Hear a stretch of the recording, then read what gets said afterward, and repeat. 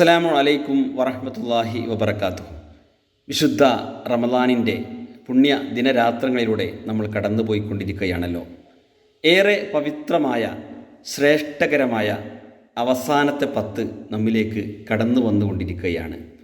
ഇന്നാ അൻസൽനാഹു ഫീ ലൈലത്തുൽ ഖദ്ർ വമാ അദ്റാക മാ ലൈലത്തുൽ ഖദ്ർ ലൈലത്തുൽ ഖദ്രി ഖൈറുൻ മിൻ അൽഫി ശഹ്ർ.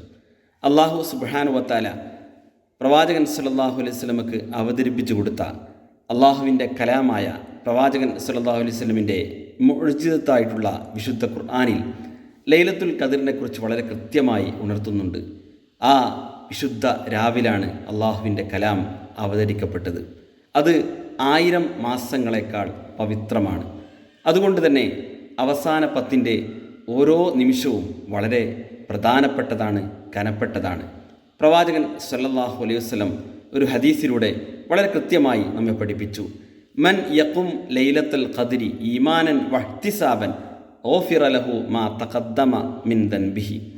അതായത് ആരെങ്കിലും ഇഴ്തികാഫിൽ പ്രവേശിച്ചുകൊണ്ട് അല്ലാഹു സുബ്ഹാനഹു വ തആലയുടെ വജ്ഹ് മാത്രം ആഗ്രഹിച്ച് ഇബാദത്തുമായി കൊണ്ട് മുന്നോട്ട് പോകുന്ന ആ അവസ്ഥയിൽ ആരെങ്കിലും ലൈലത്തുൽ ഖദ്ർ അതിനെ പ്രതീക്ഷിച്ചുകൊണ്ട് രാത്രി നമസ്കാരം നിർവഹിച്ചാൽ അവൻ്റെ മുൻകാല പാപങ്ങളൊക്കെ പൊറുക്കപ്പെടുമെന്നാണ് പ്രവാചകൻ സല്ലല്ലാഹു അലൈഹി വസല്ലം പറഞ്ഞത്. ആ ഹദീസിൽ പ്രത്യേകം സൂചിപ്പിച്ചൊരു സംഗതിയുണ്ട്. എങ്ങനെയായിരിക്കണം അത്?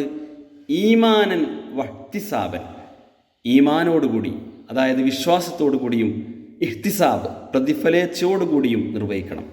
അപ്പോൾ അന്നത്തെ രാത്രി നമസ്കാരത്തിൻ്റെ പ്രാധാന്യത്തെക്കുറിച്ചും അള്ളാഹുവിൻ്റെ പ്രവാചകൻ സല്ലല്ലാഹു അലൈഹി വസല്ലം വളരെ കൃത്യമായി നമ്മെ ഉണർത്തിയിട്ടുണ്ട് എന്ന് നമുക്ക് മനസ്സിലാക്കാൻ സാധിക്കും. എന്താണ് ലൈലത്തുൽ ഖദ്റിൻ്റെ പ്രത്യേകത? അത് റസൂൽ സല്ലല്ലാഹു അലൈഹി വസല്ലമിൽ നിന്ന് സ്വഹീഹായി വന്നിരിക്കുന്ന ഹദീസുകളിൽ വളരെ കൃത്യമായി നമുക്ക് മനസ്സിലാക്കാൻ സാധിക്കുന്ന യാഥാർത്ഥ്യങ്ങളാണ്. അന്ന് സൂര്യകിരണങ്ങൾ ഉണ്ടാവില്ല, അതുപോലെ തന്നെ തണുപ്പും ചൂടും ഉണ്ടാവില്ല. അപ്രകാരം തന്നെ നക്ഷത്രങ്ങളെ കൊണ്ടുള്ള ഏറുണ്ടാവില്ല. മറിച്ച് ആ ഒരു രാവിൻ്റെ പ്രത്യേകത എന്താണ്? അല്ലാഹു സുബ്ഹാനഹു വ തആലയിൽ നിന്ന് അനുഗ്രഹങ്ങൾ പെയ്തിറങ്ങുകയാണ്. ധാരാളം മലക്കുകൾ ഭൂമിയിലേക്ക് ഇറങ്ങി വരികയാണ്. അല്ലാഹു സുബ്ഹാനഹു വ തആല തൻ്റെ അടിയാൻ ചെയ്യുന്ന ഓരോ കർമ്മങ്ങളും വളരെ കൃത്യമായി രേഖപ്പെടുത്തി വെക്കുന്നു അള്ളാഹുവിൻ്റെ മലക്കുകളിലൂടെ. അങ്ങനെ ആ പരിശുദ്ധ രാവ് ലഭിക്കാൻ നമ്മളൊക്കെ തന്നെ പരിശ്രമിക്കുക. അതിനുവേണ്ടി ഇഴ്തികാഫിൽ മുന്നോട്ട് പോവുക. അവസാന 10ലെ ഓരോ സൽക്കർമ്മങ്ങളും വളരെ മൂല്യവത്തായി തന്നെ കാണുക. അള്ളാഹുവിൻ്റെ റസൂൽ സല്ലല്ലാഹു അലൈഹി വസല്ലം ഈ സന്ദർഭങ്ങളിലെല്ലാം പ്രാർത്ഥിക്കേണ്ട ഒരു പ്രാർത്ഥന നമ്മെ പഠിപ്പിച്ചിട്ടുണ്ടല്ലോ. അല്ലാഹുമ്മ ഇന്നക അഫ്വുൻ തുഹിബ്ബുൽ അഫ്വ ഫഅഫു അന്നി.